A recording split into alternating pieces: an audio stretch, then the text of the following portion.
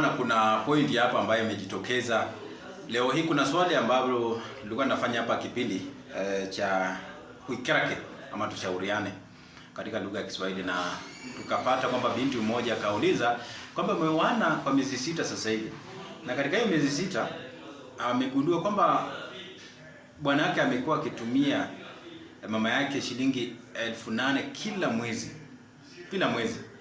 Akaanza kumshauri bwana yake, bwana, hatuna nyumba, hebu tuanze kujenga nyumba kwanza, ndipo sasa utaendelea hata kumsaidia mama yako. Katika hali hiyo akamwambia, basi badala ya kumpatia mama yako shilingi 8,000 kila mwezi, chukua hizi shilingi 8,000 tuweze kusave, na tukiweza kusave tuweze kujijenga vizuri. Na huyu jamaa naye akaenda kuambia mama yake. Mama yake naye akarudi kuanza kumgombanisha bibi yake huyu. Akamwambia, wewe hukukuzwa vizuri, hukulelewa vizuri wewe na maadili bora. Sasa huyu binti anajiuliza afanye nini? Baada ya msaada huo sasa yaonekana kwamba bwana yake kidogo ameshindwa kufanya maamuzi.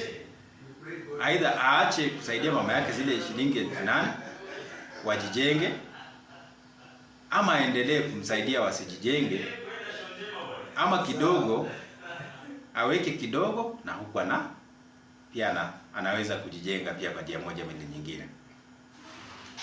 Wewe una ushauri gani kwa huyu binti? Una ushauri gani kwa mama ama huyu kijana yake? Wikerake.